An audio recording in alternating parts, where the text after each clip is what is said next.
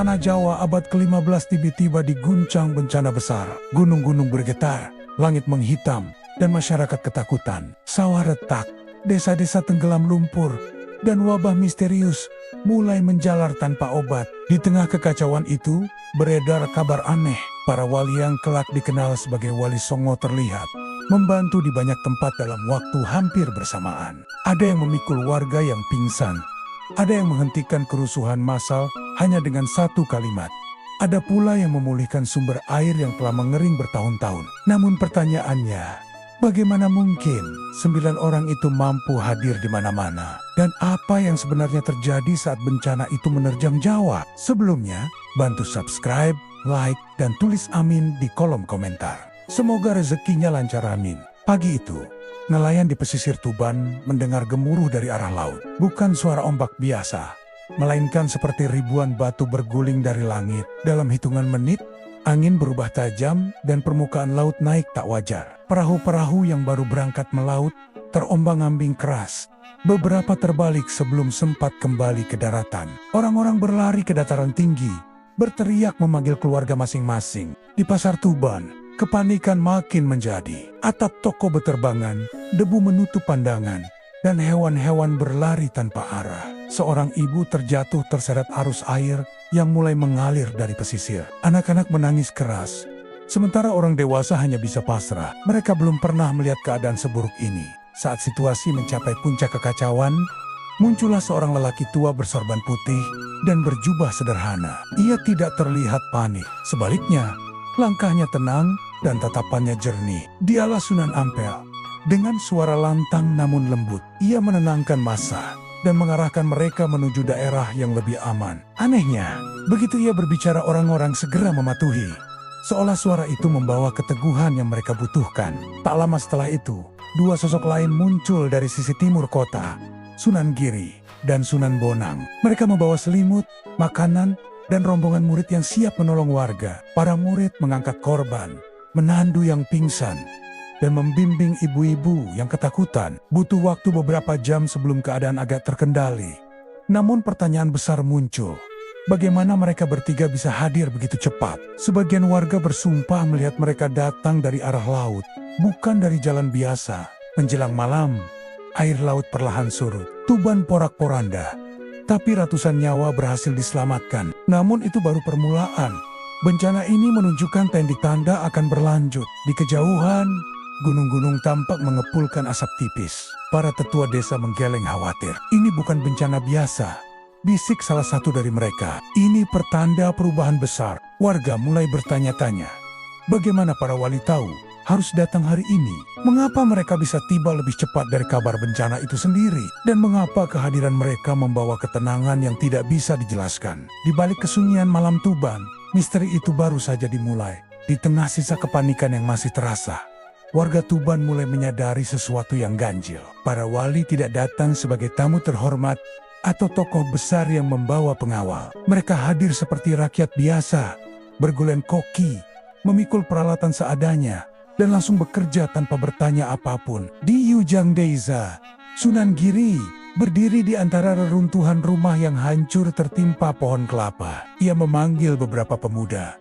lalu bersama-sama mengangkat batang pohon besar itu. Di bawahnya, mereka menemukan seorang kakek terbaring lemah, namun masih bernapas. Bawa ke balai, kata Sunan Giri singkat. Tidak ada yang membantah.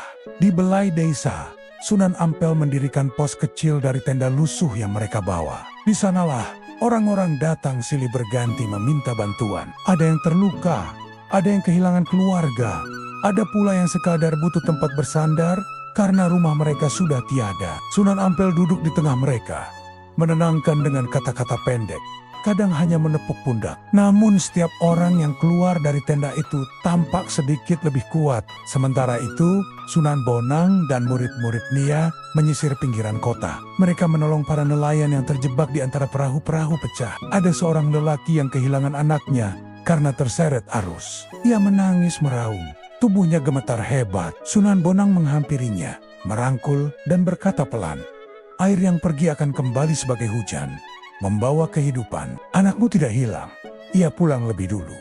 Lelaki itu berlutut, menangis lebih keras. Namun kali ini tangisnya seperti melepaskan beban. Menjelang siang, kabar menyebar bahwa masih ada puluhan korban terjebak di bagian barat Tuban. Tempat tanah longsor menutup sebagian pemukiman.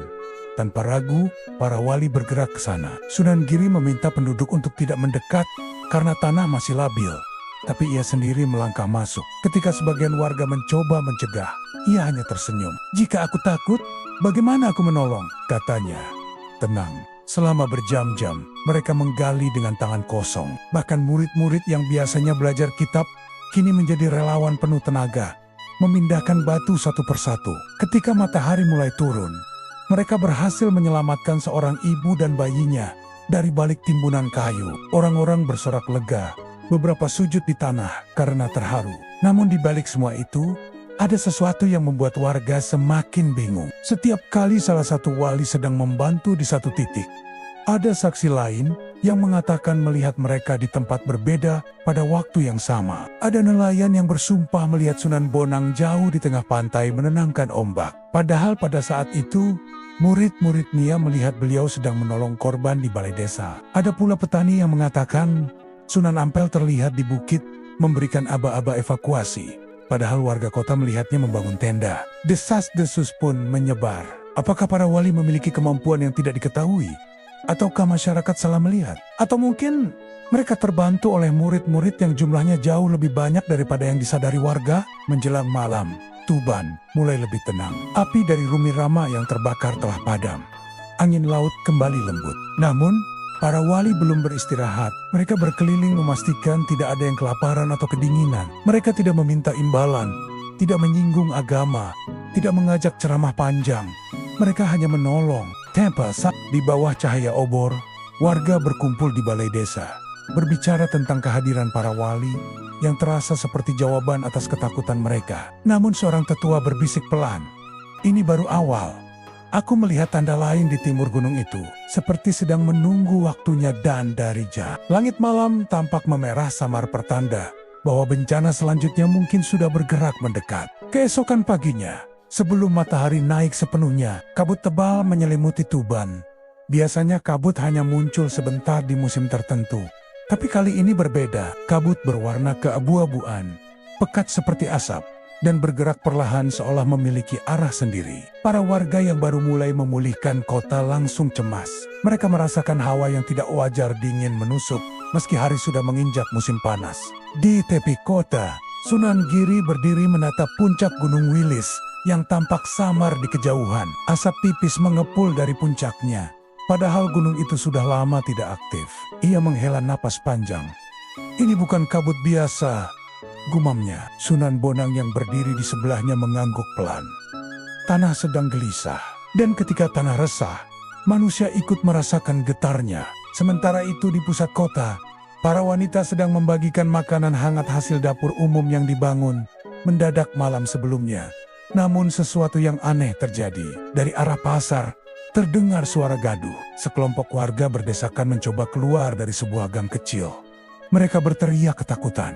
"Ada yang pingsan," ujar seorang lelaki dengan napas tersengal. Di tengah kerumunan, Sunan Ampel menghampiri seorang pemuda yang tergeletak. Tubuh pemuda itu menggigil panas, tetapi kulitnya pucat seperti kehilangan darah. Beberapa orang mulai berspekulasi bahwa wabah telah datang bersama kabut. Rumor bergerak lebih cepat daripada akal sehat. Dalam hitungan menit, warga mulai panik lagi. Mereka takut bencana kedua akan lebih mengerikan daripada yang pertama. Namun Sunan Ampel tidak terburu-buru mengambil keputusan. Ia memeriksa pemuda itu, kemudian meminta air bersih dan kain.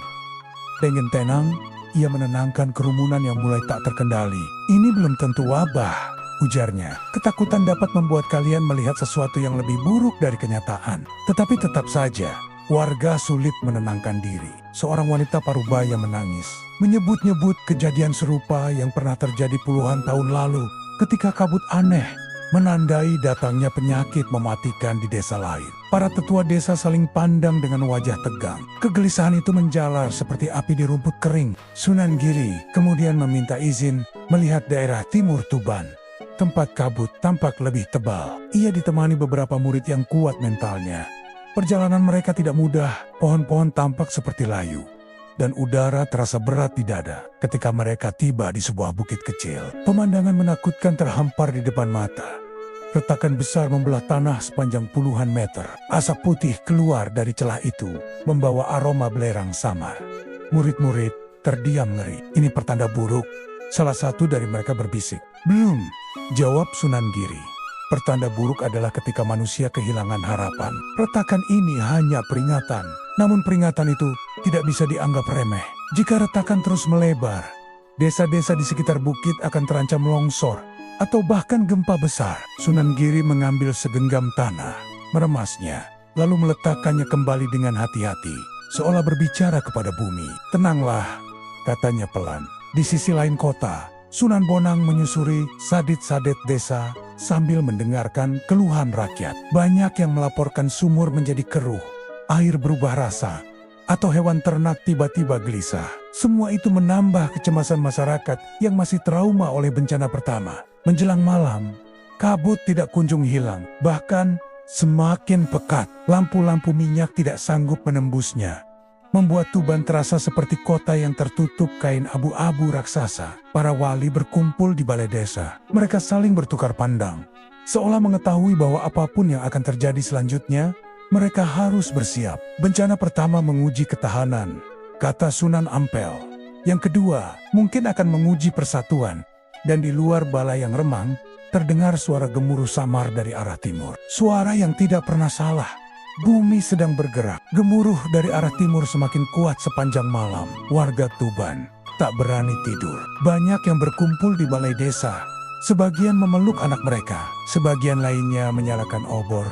Meski cahaya hanya bertahan beberapa langkah sebelum tertelan kabut. Dalam ketegangan itu, utusan dari kerajaan Majapahit akhirnya tiba. Mereka datang dengan pakaian kusut dan wajah tegang, membawa berita yang tidak kalah menakutkan dari situasi di Tuban. Retakan bumi tidak hanya terjadi di sini, kata sang utusan dengan suara serak. Daerah Gresik, sebagian Lasem, dan beberapa desa di pedalaman mengalami hal yang sama. Bahkan ada informasi bahwa songai-songai kecil tiba-tiba mengering dalam satu malam. Warga terperangah. Beberapa menangis panik. Bencana kedua bukan lagi sekadar kabut dan tanah retak ini, menyebar lebih luas daripada dugaan siapapun. Para wali meminta utusan itu duduk dan menenangkan diri. Sunan Bonang bertanya dengan lembut, apa yang diperintahkan kerajaan? Utusan itu terdiam, menunduk, ragu menyampaikan. Setelah menarik napas panjang, ia berkata, kerajaan meminta warga menunggu perintah lebih lanjut. Tapi sebagian pejabat mengatakan bencana ini adalah kutukan. Mereka menyalahkan kelompok tertentu.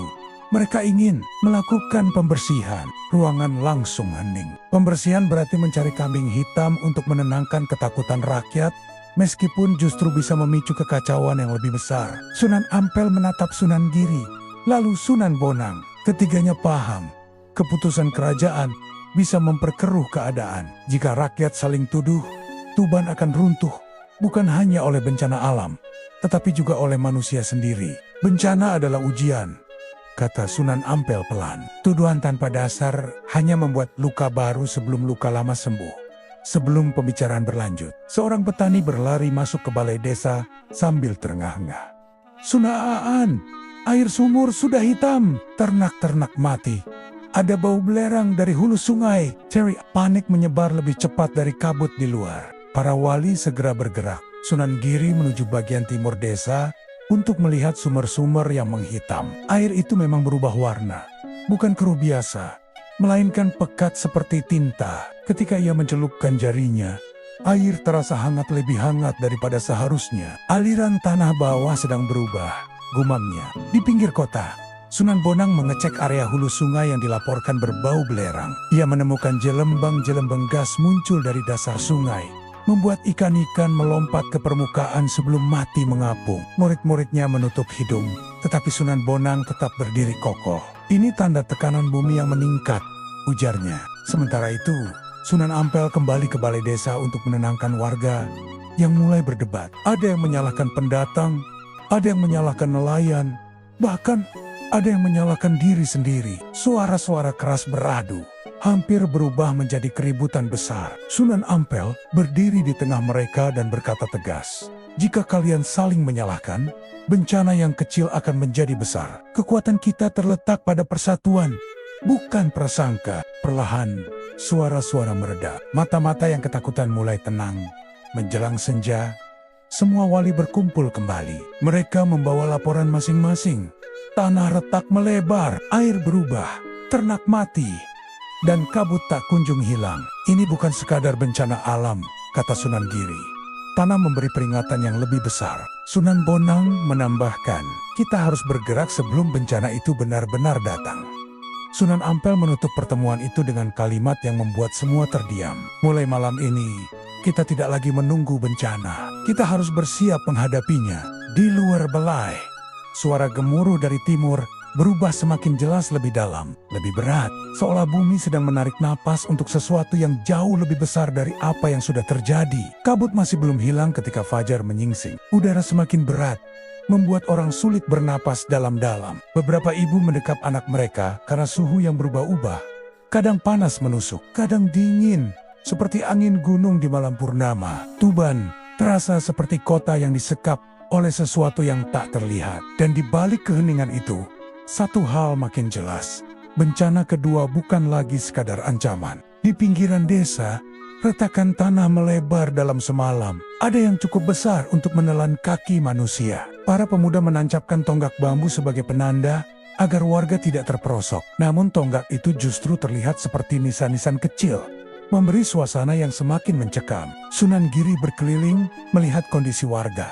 Ia menemukan sejumlah keluarga mulai kelaparan. Bencana pertama telah merusak persediaan pangan, dan kini bencana kedua memutus jalur perdagangan. Para pedagang dari Gresik dan Lamongan takut melintasi jalan karena kabut terlalu pekat dan tanah berguncang kecil hampir setiap jam. Tuban terisolasi. Di salah satu dapur umum, Sunan Ampel mengaduk bubur tipis yang sengaja dibuat lebih encer agar cukup untuk semua orang. Hari ini tidak ada yang makan enak, katanya. Tapi semua harus makan.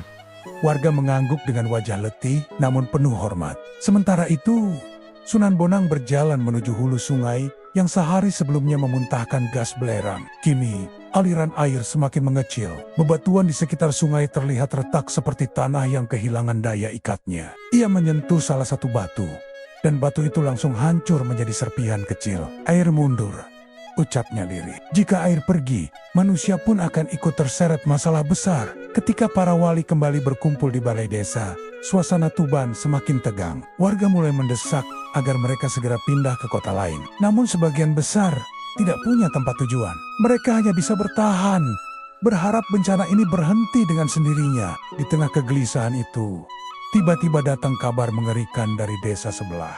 Sebuah rombongan petani berlari menuju Tuban. Wajah mereka pucat pasi. Mereka membawa berita tentang longsor di daerah perbukitan yang menimbun belasan rumah. Bumi pecah tanpa suara, kata salah satu petani dengan tubuh gemetar. Tanah tiba-tiba runtuh, seperti ditarik dari bawah.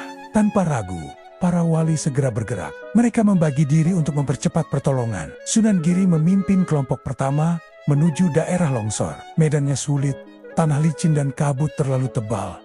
Namun mereka tetap berjalan. Saat mereka tiba, pemandangan yang muncul membuat beberapa murid terdiam. Rumah-rumah tertimbun tanah hingga atapnya tak terlihat, dan jeritan tertahan terdengar dari balik reruntuhan. Sunan Giri meminta warga untuk tidak bergerak sembarangan. Ia menyentuh tanah dengan telapak tangan dan menutup mata. Longsor berikutnya masih mungkin terjadi, katanya. Kita harus gali dari sisi utara, bukan dari bawah.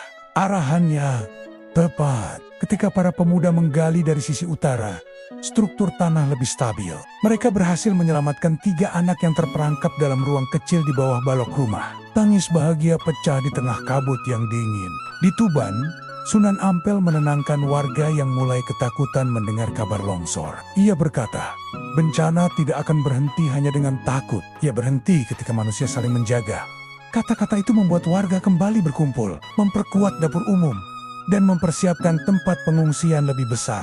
Saat malam tiba, suara dari arah timur kembali bergemuruh.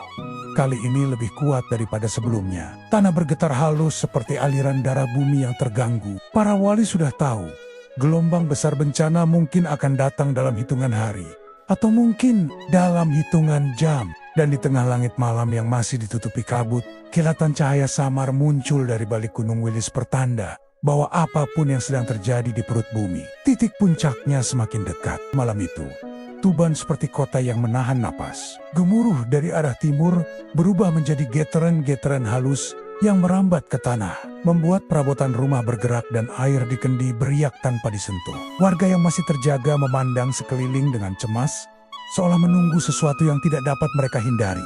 Di balai desa, para wali tidak beristirahat sedikit pun. Sunan Ampel duduk bersila di tengah aula, dikelilingi peta sederhana dari tanah liat yang dibuat warga. Retakan-retakan ditandai dengan garis hitam, lokasi longsor diberi batu kecil, dan arah kabut ditandai kain putih kusam. Tekanan bumi bergerak dari timur ke barat, katanya pelan. Tuban berada tepat di jalurnya, berarti kita tidak punya banyak waktu, jawab Sunan Bonang. Cahaya obor memantulkan bayangan wajahnya yang tegas namun muram. Tiba-tiba, seorang anak laki-laki berlari masuk sambil menangis keras. Eyang Giri, ada api di bukit, bukitnya menyala. Teriak. Warga yang mendengar langsung berhamburan keluar, menatap ke arah timur. Betul saja dari balik kabut, terlihat sinar merah menyala seperti bara raksasa mengepul dari lereng Gunung Wilis. Sunan Giri segera bangkit. Tanpa menunggu lebih lama, ia meminta beberapa murid terkuat untuk ikut. Warga berusaha melarang karena bahaya yang mengancam. Tetapi Sunan Giri hanya berkata, jika kita menunggu pagi, api itu akan turun. Perjalanan ke Bukit Timur terasa seperti menjelajah dunia lain. Kabut panas menyengat kulit dan tanah retak di bawah kaki mereka. Ketika mereka mendekati bukit, pemandangan luar biasa terbentang di depan mata. Api kecil menyembur dari celah batu, bukan seperti kebakaran biasa, melainkan seperti nyala tanah itu sendiri. Bebatuan bergetar, dan suara mendesis keluar dari celah tanah. Sunan Giri mengangkat tangan memberi isyarat agar semua berhenti. Bukan api hutan, katanya. Ini gas yang menyala, tanah di bawah sini sedang bergerak naik. Beberapa murid menelan ludah, ketakutan. Namun tiba-tiba, salah satu ledakan kecil terjadi, bukan besar, hanya seukuran tandan kelapa, tapi cukup membuat semua merunduk. Percikan api terbang ke udara, dan aromanya membuat dada sesak. Sunan Giri memejamkan mata sejenak, lalu berkata, ini adalah puncak tekanan. Jika retakan di bawah bukit tidak dibuka jalurnya, tekanan ini akan meledak di tempat lain, dan Tuban akan menjadi sasaran. Murid-murid tercengang. Apa yang harus kita lakukan, Eyang? Ia memandang bukit yang terbakar kecil itu lalu berkata, kita arahkan tekanan ke jalur yang tidak berbahaya. Kita gali parit, alirkan panas, dan beri ruang bagi bumi untuk bernapas. Pekerjaan itu tampak mustahil, tetapi mereka mulai melakukannya dengan cangkul sederhana tenggan kosong dan keberanian besar. Mereka menggali tanah di sisi bukit. Gas menyembur beberapa kali, tapi perlahan tekanan mulai beralih ke jalur yang mereka buat. Parit kecil itu seperti membuka jalan bagi bumi untuk melepaskan amarahnya. Di Tuban, warga melihat cahaya merah yang semula besar perlahan berkedip-kedip, kemudian mereda. Banyak yang tidak tahu apa yang terjadi, tapi mereka merasakan perubahan. Angin yang tadinya panas menjadi lebih sejuk. Kabut mulai menipis sedikit, dan gemuruh mereda untuk pertama kalinya dalam beberapa hari terakhir. Menjelang subuh, Sunan Giri dan rombongannya kembali ke Tuban dengan tubuh kotor oleh debu dan tanah. Namun wajah mereka membawa pesan lega. Tekanan terbesar sudah dilepaskan, kata Sunan Giri. Tapi ujian kita belum selesai. Sunan Ampel menatap ke arah langit yang mulai terang. Ini titik baliknya, ujarnya. Jika bumi sudah tenang, kini saatnya menenangkan hati manusia. Karena meski alam sudah mereda, warga Tuban menyimpan ketakutan lain, ketakutan yang bisa meledak kapan saja jika tidak diarahkan. Dan itulah bencana berikutnya yang harus dihadapi para wali. Fajar menyingsing tanpa gemuruh bumi, tetapi Tuban tidak langsung tenang. Ketika kabut sedikit terangkat, warga mulai melihat dengan jelas kerusakan yang terjadi. Sawah retak, kebun hangus oleh gas panas, sungai mengecil, dan rumah-rumah kehilangan fondasinya. Namun justru setelah alam mulai mereda, konflik antar manusia mulai membesar. Ketakutan yang selama ini terpendam mendidih menjadi amarah. Di pasar Tuban, seorang lelaki parubaya berteriak menuduh rombongan pendatang dari daerah selatan sebagai pembawa sial. Sejak mereka datang, tanah kita tidak pernah tenang, katanya lantang. Beberapa warga ikut mendukung tuduhan itu, terutama mereka yang kehilangan keluarga dan harta benda. Usir saja, seru seseorang dari kerumunan. Rombongan pendatang yang tidak mengerti apa-apa hanya bisa menunduk, sebagian memeluk anak-anak mereka. Mereka datang ke Tuban untuk berdagang, bukan menyebabkan bencana. Namun dalam situasi genting, logika kalah oleh rasa takut. Ketegangan semakin memanas ketika seorang pemuda Tuban menuduh seorang pedagang dari luar kota telah meracuni sumur demi mengambil keuntungan dari kekacauan. Lihat, airnya hitam sejak mereka pakai sumur itu, katanya keras, sambil menunjuk pedagang yang ketakutan. Dalam hitungan detik, kerumunan berubah menjadi massa yang siap menyalakan amarah. Beberapa pemuda mengangkat batu, sementara ibu-ibu berteriak menyuruh anak-anak menjauh. Situasi hampir berubah menjadi kerusuhan besar. Saat itulah Sunan Bonang muncul, berdiri tepat di antara dua kelompok yang siap bentrok. Ia tidak berteriak, ia tidak membawa tongkat atau pengawal. Ia hanya mengangkat tangan pelan dan berkata, "Jika kalian saling menyakiti, tidak ada yang selamat. Musuh bukan di depan kalian. Musuh sedang ada di dalam hati kalian." Kerumunan berhenti, tetapi tidak mereda. Wajah-wajah penuh amarah masih menatap tajam. Sunan Ampel kemudian berjalan maju. Dengan suara yang lebih tegas, ia berkata, "Air hitam bukan ulah manusia. Itu tekanan tanah yang naik. Jika kalian menuduh tanpa bukti, kalian sedang menambah bencana baru. Kalian sedang menghancurkan Tuban dengan tangan kalian sendiri." Beberapa warga mulai goyah, namun sebagian masih marah. "Lalu siapa yang harus kami salahkan?" teriak seseorang dari belakang. Sunan Giri maju. "Tidak ada yang perlu disalahkan. Yang perlu adalah dipersatukan." Namun belum sempat para wali menenangkan semuanya, suara keras terdengar dari arah barat kota. Rumah besar milik salah satu tetua desa terbakar. Api menjilat atap seperti lidah merah yang berteriak ke langit. Warga segera berlarian ke sana. Sebagian mencoba mengambil air, sebagian hanya menonton dengan panik. Ketika para wali tiba, mereka melihat bahwa api berasal dari dapur yang roboh karena retakan tanah. Namun warga tidak peduli. Mereka mengira ada sabotase. Tuduhan kembali berterbangan seperti debu dalam badai. Situasi semakin mengerikan ketika seorang pemuda mencoba memprovokasi massa. "Kalau kita tidak mengambil keputusan hari ini, besok kita semua mati. Usir mereka sebelum musim panen gagal." Kata-kata itu memicu ledakan emosi. Kerumunan mulai bergerak mendekati para pendatang. Kali ini lebih agresif. Melihat ancaman itu, Sunan Ampel berdiri di depan para pendatang dan berkata keras, "Jika kalian ingin menyakiti mereka, kalian harus melewati aku dulu." Semua terdiam, bahkan angin seakan berhenti. Sunan Bonang menyusul, berdiri di sisi Sunan Ampel, "Dan aku," katanya. Kemudian Sunan Giri maju dan menambahkan, "Dan aku." Tiga wali berdiri dalam garis lurus, menghadang kerumunan yang baru saja akan meledak. Keheningan itu membuat massa goyah.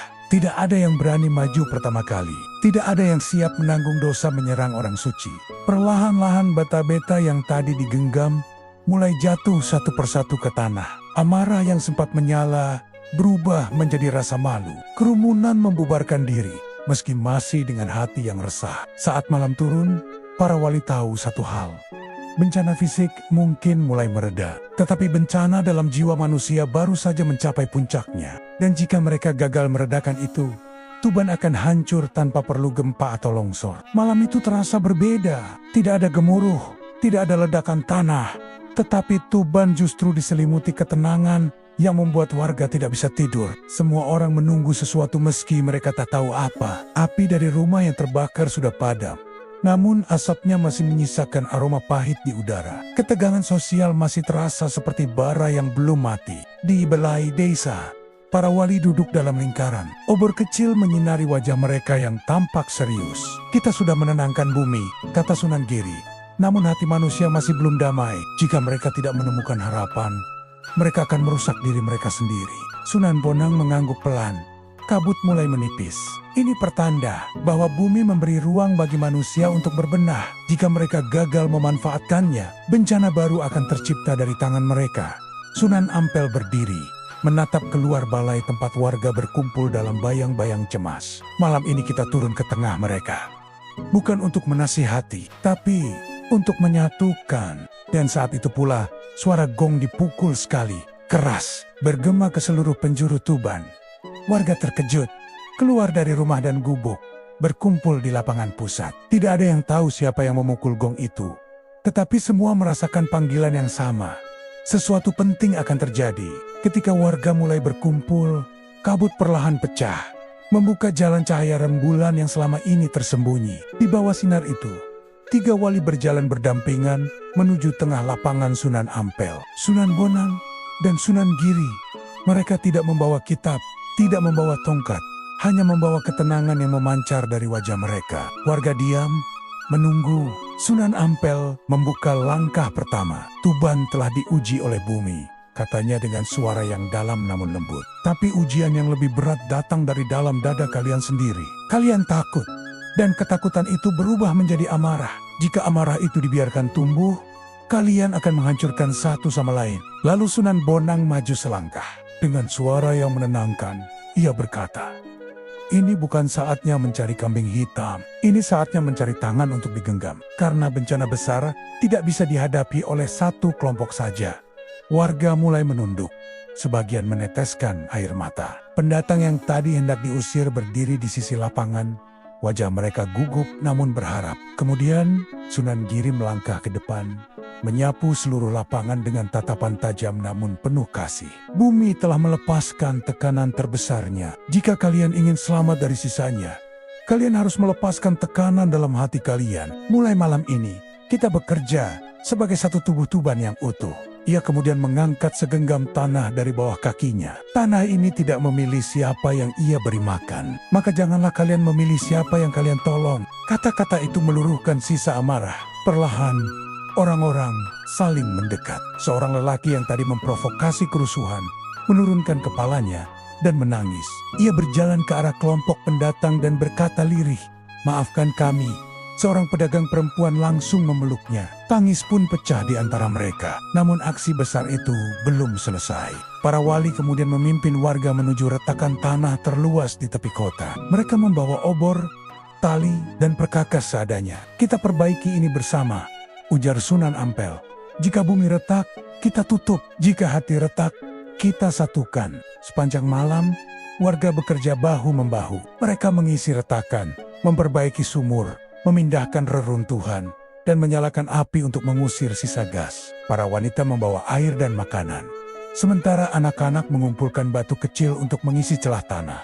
Ketika fajar akhirnya muncul, kabut benar-benar hilang untuk pertama kalinya. Udara segar masuk ke paru-paru warga Tuban, memberi rasa lega yang hampir terlupakan. Dan di tengah sinar pagi itu, warga sadar mereka masih hidup, bukan hanya karena bumi meredak, tapi karena Wali Songo telah menyatukan mereka sebelum mereka menghancurkan diri sendiri.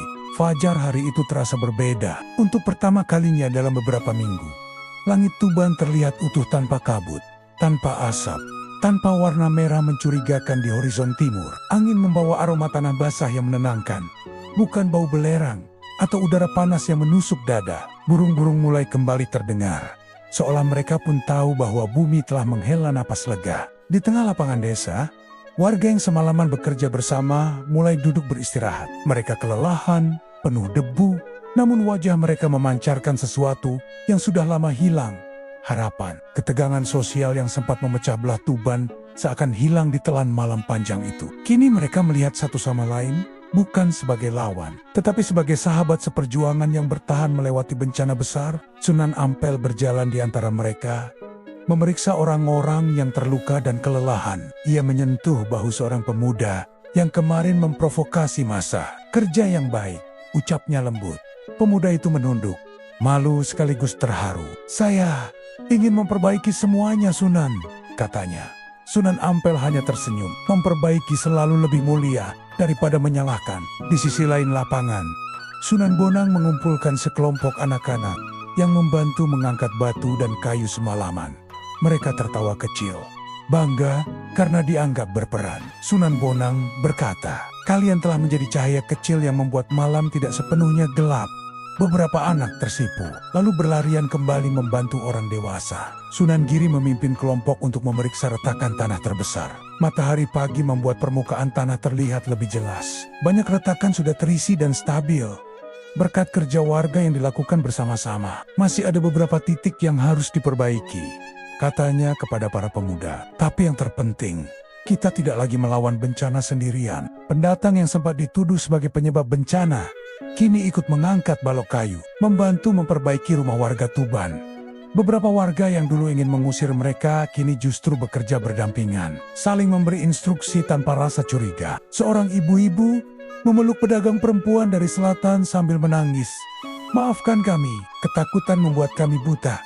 Pedagang itu mengusap punggungnya.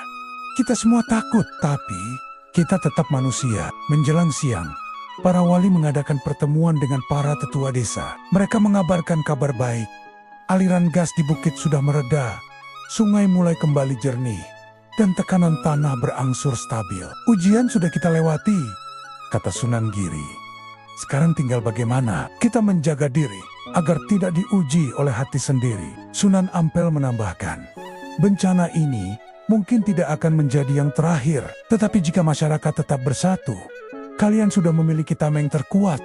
Warga terdiam, merenungkan kata-kata itu. Mereka sadar batu yang mereka angkat semalam bukan hanya untuk menutup retakan bumi, tetapi untuk menutup retakan di antara hati mereka. Sore harinya, dapur umum yang sebelumnya penuh tangis kini dipenuhi tawa kecil. Anak-anak bermain mengejar satu sama lain. Para lelaki memperbaiki jembatan kecil yang rusak, dan para wanita memasak makanan hangat untuk semua yang bekerja. Kehidupan yang sempat hilang mulai kembali. Ketika matahari tenggelam, para wali berdiri di bagian tertinggi Tuban, memandang kota yang mulai pulih. Langit merah jingga menari di atas rumah rama sederhana. Sunan Bonang berkata pelan, "Bumi memberi pelajaran besar, tapi hari ini manusia belajar lebih banyak daripada bumi." Sunan Ampel mengangguk.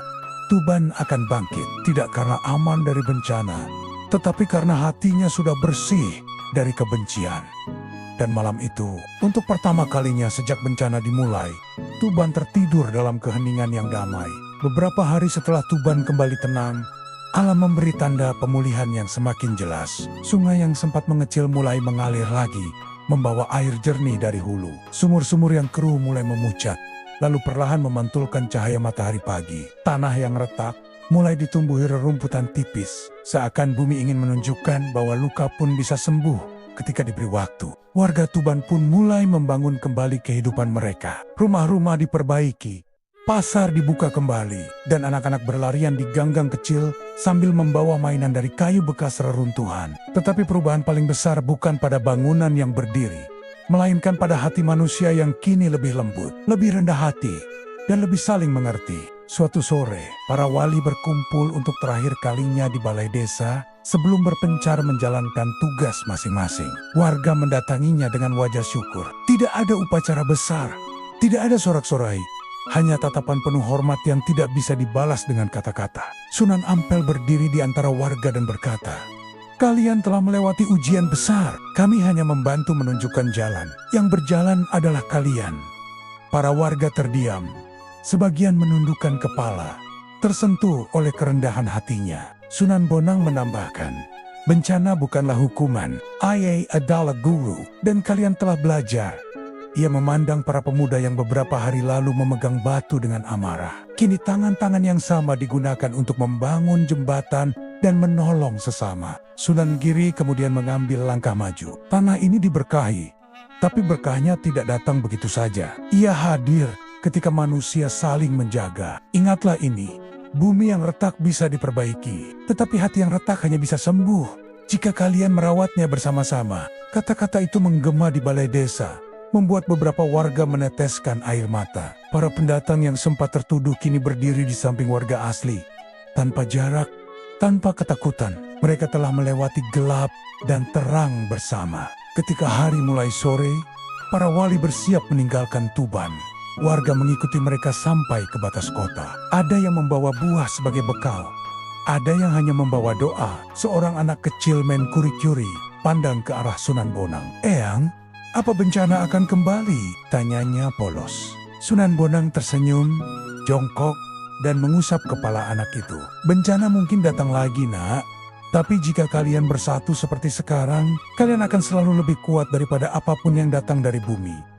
Anak itu mengangguk, seakan memahami sesuatu yang jauh lebih besar dari usianya. Ketika para wali berjalan pergi, angin sore berhembus lembut melewati pemukiman. Warga berdiri lama sekali, memandangi langkah-langkah yang perlahan menjauh. Seakan setiap langkah membawa doa bagi masa depan Jawa. Malamnya, Tuban kembali sunyi. Bukan sunyi yang menakutkan seperti saat bencana, melainkan sunyi yang menenteramkan. Warga duduk di depan rumah, bercerita tentang bagaimana mereka selamat bukan karena kekuatan atau keberanian masing-masing, tetapi karena mereka bersatu sebagai sebuah keluarga besar. Di langit, bintang-bintang mulai muncul, dan sebagian warga percaya di balik bintang itu ada doa Wali Songo yang terus mengalir untuk Jawa.